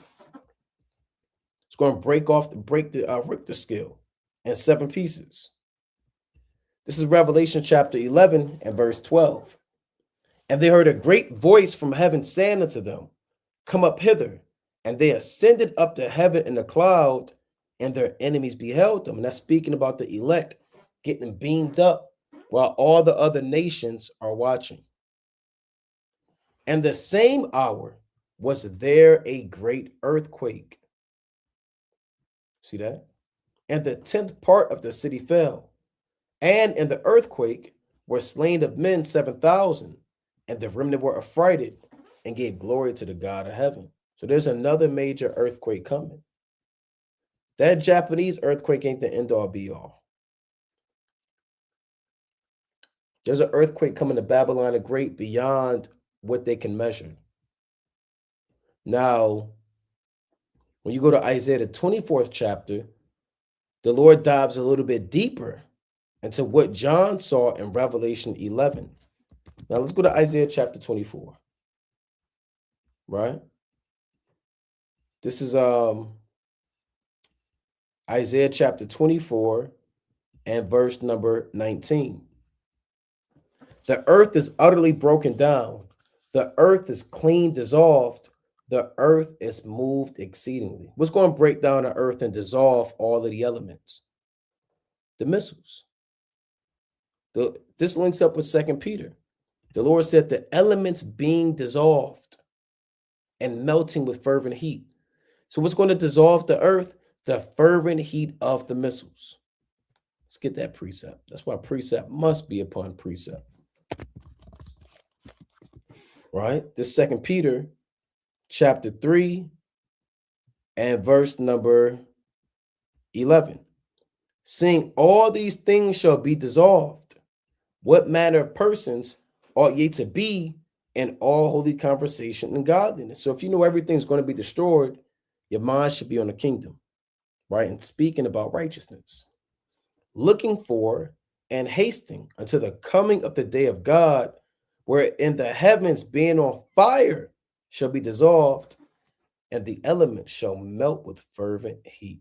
So the heavens being on fire is China, America, NATO, EU. These are the powers of the heavens that are going to be dissolved. So in Isaiah 24 and 19, it reads, the earth is utterly broken down. The earth is clean dissolved. That's by the fire. The earth is moved exceedingly. The earth shall reel to and fro like a drunkard, and shall be removed like a cottage, and the transgression thereof shall be heavy upon it, and it shall fall and not rise again. So when these missiles hit America, the earth is going to shake to and fro like a drunkard. So it's good to see these earthquakes, man. It reminds us of prophecy. And what's so wrong with about an Amalekite being dead? I mean, an Ammonite. What's the big deal? I mean, what are we supposed to cry on a Sabbath? Oh no, it was a big earthquake in Japan. No, man, the hell with them, man. I hope it's more. I hope that death toll rises. Japanese earthquake. Let's see, death toll. Okay, 34. All praise to the Most High. We want more though. It's the will of the Most High, but we would love to see more. And stuff like this, usually this stuff increases, man, as they dig people out the rubble. Japan earthquake, number of dead rises to 34. Still a lot of people. As 9,000 remain in shelters and searing heat. Right? You see that, man? You got earthquakes. You got blood moons. You got 6G warfare. Right? You got all hell breaking loose. Pull this up real quick. Now, here's another thing I want to touch on. So they have this project called Project Panama. And what they want to do, as you look on this screen, they want to take every book. Think about the Bible, obviously, the Apocrypha, other extra biblical books. And they literally destroy the whole book. And they scan it. And they don't want anybody to have any hard copies of books anymore. So if you have a book, hold on to it, man. Because right now they're destroying every book and they're shredding it, but they're scanning the pages up to AI so they can go back and manipulate the information. This is real, man. And I can see them doing this with the Bible.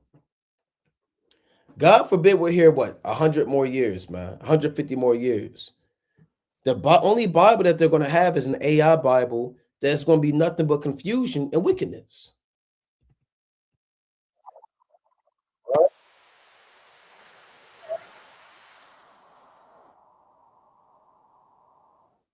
Play the audio. This thing is madness, man. This thing is utterly insane. Check this out.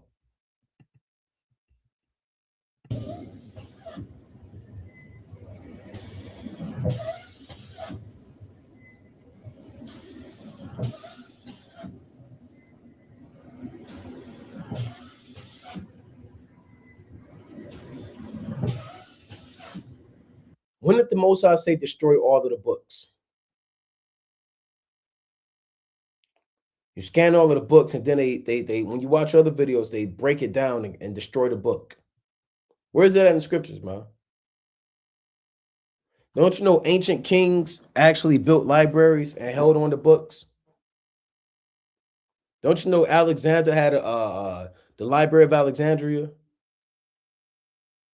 Ptolemy the first son, Philadelphus, he commissioned the Jews to help write the Septuagint and to write other documents and books. This devil's burning, ripping up the damn books, man.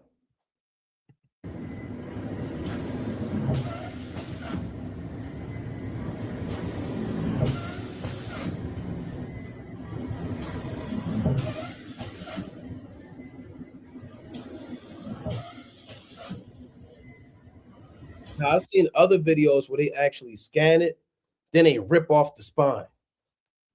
Right? Let me see if I can find that. Project Panama. Right? Let me see if I can find that. Project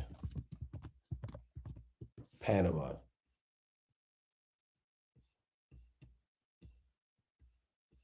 So they're buying all of the rare books. Look at this. AI companies this is real, man. I confirmed it. Are bulk buying rare books, scanning them through high-speed machines that cut the spines off and shreds the originals. A service called ISBN DB facilitates orders for up to 1 million books and keeps buyers anonymous. Look at this. They scan it and they just start cutting it down. All the old books. Getting rid of every ancient document, every ancient book, anything and everything that pointed to us being the Israelites, man. And his books he's probably destroying that we never even heard of, but he knows about them. You have to destroy the book in order to scan it. Look at this. This is wickedness. Let's go to First Maccabees, man. Right, man. This devil, man. He went too far. He has went above and beyond. Right, he went too damn far. But that's nothing new. He's done that before. He's actually destroying old books. Imagine that. You want to read this ancient historical book from the early 1900s, from the late 1800s. You gotta, first of all, you gotta damn log in with a facial scan. You're gonna have to log in to get education, man. Through damn biometrics and scan your face, scan your palm to figure out are you a man of the Lord? They go through all your social media, all your information. If you're green, then you can buy that book online. And with this 6G stuff, you could probably put that book in your mind. That 7G stuff, they'll probably scan that stuff to your mind. And there's already talk about people creating prisons where you serve 20 years in prison, but it only took like 3 days because it's a mental thing. So they're doing a lot to try to take your mind. Right? And I'm gonna see if I can find that too, but I'm sure you brothers heard of that too, man. Right? They want to try to take prison and have it in a way where people consolidate their time, So they experience like 20 years in their mind, but they only been there for 3 days. But again, this is nothing new. This happened during the time of the Maccabees, right? First Maccabees chapter 1 and verse 54. Now the 15th day of the month Caslu, and the 140th or 45th year, they set up the abomination of desolation upon the altar and builded idol altars throughout the cities of Judah on every side. This is what the Greeks did. Right? They actually did this. They came and profaned the temple, killed the Jews, put swine's flesh on the altar, and all types of wickedness. and burn incense at the doors of their houses and in the streets. And when they had rent in pieces the books of the law, which they found, they burnt them with fire. So they were destroying books back then, because he wants to be the only source of knowledge, and he wants to manipulate the information that paints him in a positive light. And wheresoever was found with any the book of the testament, or if any consented to the law, the king's commandment was that they should put him to death. So they were finding the people with the Bible and executing them and burning up that Bible. That's what they were doing, right? Moving on. Millions told to close windows now as heart attack causing toxins from wildfires engulfed 5 U.S. states. And this is from July 29th. So now they got heart attack causing toxins all of a sudden. First, they want to measure your heartbeat with 6G warfare. Then they want to create wildfires that now has heart attack causing toxins. Are these actually wildfires? Are they burning actual trees? What's being burnt? Heavy metals, arsenic, lead. Are they pushing that through the air to get to the hood and get to these people and kill them? Well, the brother said he can't see the article. Let me show that. All right, look at this. Where is that? Boy, I'm gonna have all these tabs. Bear with me. Let me go back to it. I gotta show this too. Look at these robots taking over jobs, man. I'm gonna go back to what I was saying. These robots are operating at 85 level human efficiency, 85%.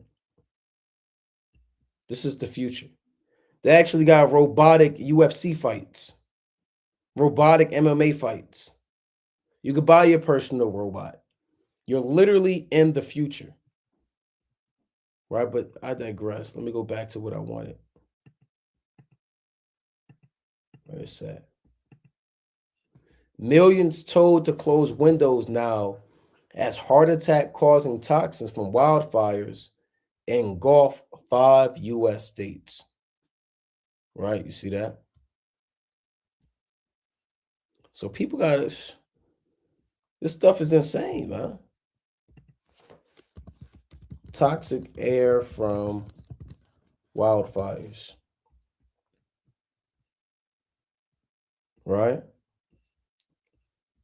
Wildfire smoke chokes France and Spain. Everything's on fire. Everything's on fire now. France is on fire. Spain is on fire. California is on fire. You got earthquakes. You got fire. You got lightning storms. You got chariot sightings. The Most High said that the fire shall be sent out oft again. Right? Let me get that in 2nd Ezra 5. So there's a precept or two for every current event. 2nd Ezra chapter 5 and 8. There should be a confusion also in many places. And this reminds me of what's going on in Spain. If you've been watching, you see that Spain is being invaded by them Morocco Ishmaelites. So you got confusion in many places. Borders are broken down. There's no more policing on the earth. And the fire shall be oft sent out again. Whether that's wildfires, fires by means of missiles, the Lord's fire from the chariots, and the wild beasts shall change their places, and menstruous women shall bring forth monsters. So you have that happening as well. Right? Kind of diving back to this. Department of War declares America's next manifest destiny is building an AI first military. So that's their plan. They want an AI first military to target the Israelites. And this is part of their wildfires. If you look at their wildfires, you can see that they're making those. Look at this.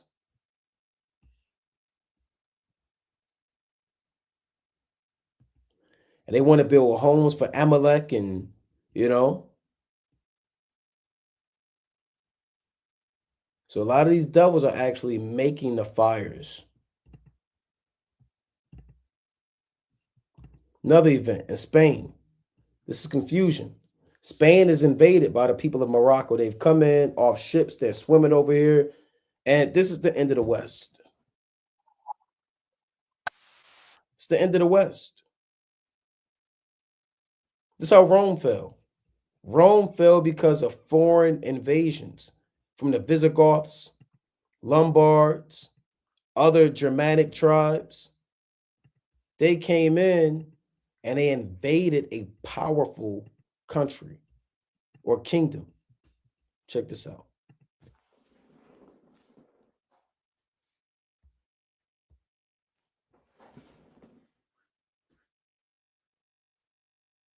Look at all these people. Dios, Dios mío de mi vida.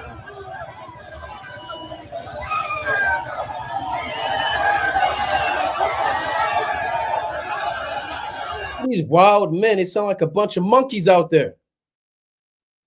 Too damn loud. Listen to this badness, man.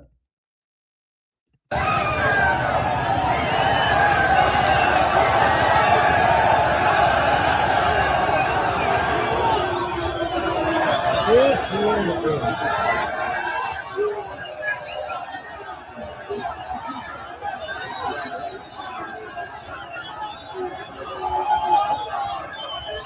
No puede ser, ¿eh?